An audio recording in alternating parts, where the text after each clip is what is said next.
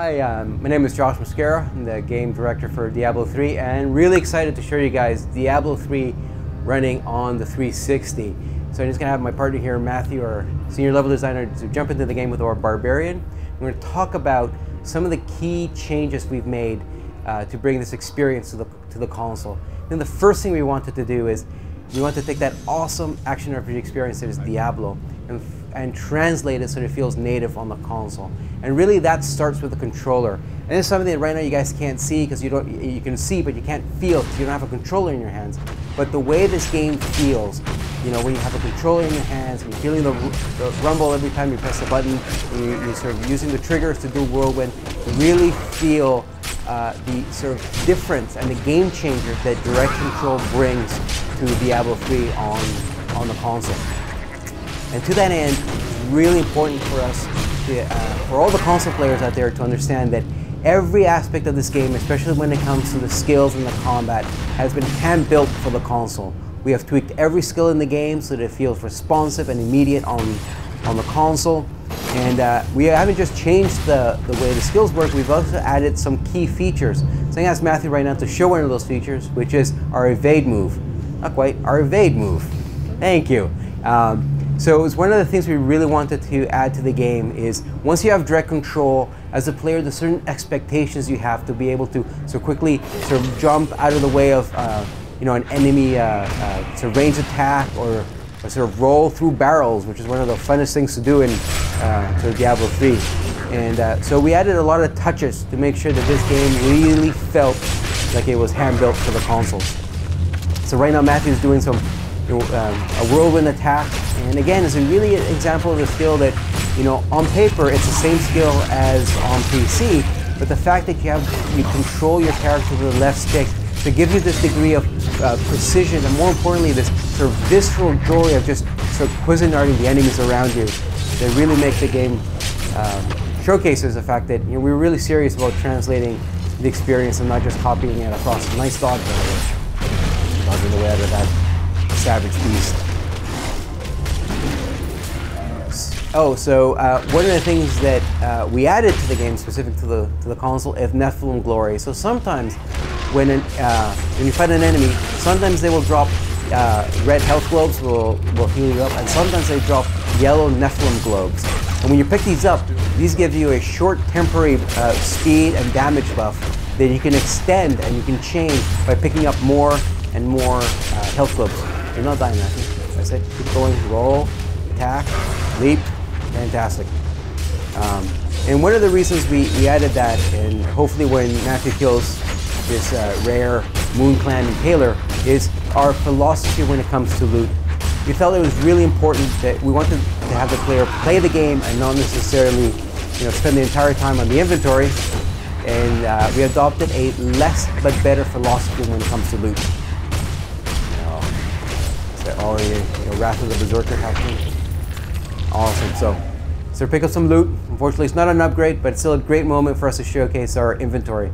So if you press back, so you see one of the biggest changes that we have between the PC and the console version. So we had to move away from the grid-based system, and instead we wanted a inventory that looked great, that really showcased your character on screen, but more importantly felt intuitive when you're using the analog sticks. So we divided your inventory into all these different categories that you can quickly cycle to. And one of the benefits is that at a glance you can see if a weapon is a possible upgrade or not based on the number of green up arrows, or if it's a downgrade, they're red arrows. And again, we didn't want to sacrifice the depth of the item game, so a button press away, you get the full stats of the items. You can see, you know, line by line comparison, and that looks like a good item to equip. So let's do some dual wielding, which is one of the hallmarks of the Barbarian.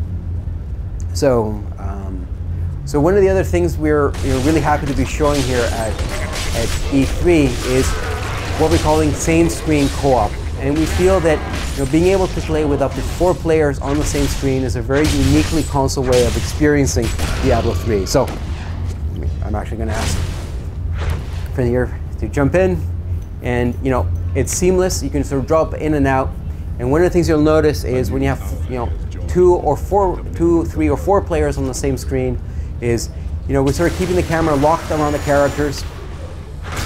But that is something that if you're playing with online players, the remote players are free to move around wherever they want. It's only when you're playing on the couch with somebody else that you're just locked to the same screen. But again, we sort of feel that in this generation, there hasn't been a lot of great cooperative console experiences when it comes to action RPGs. So we're really happy to make this feature for one of the hallmarks of Diablo 3 on console. We picked up some more Nephilim glory.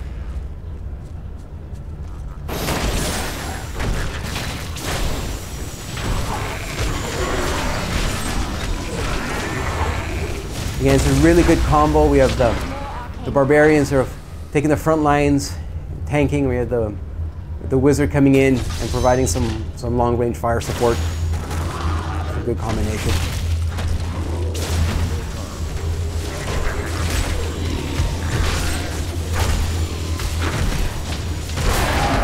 And some more Nephilim glories.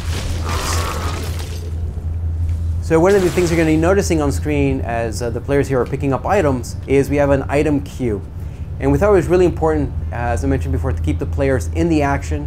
So instead of having to open up the inventory every time, if you just press up on the D-pad, you're able to cycle through all the items you picked up. For example, that's an upgrade for the barbarians who just equipped it. The wizard has an upgrade as well. And then, you know, we can keep the players in the action. So it's really important for Diablo 3 on console.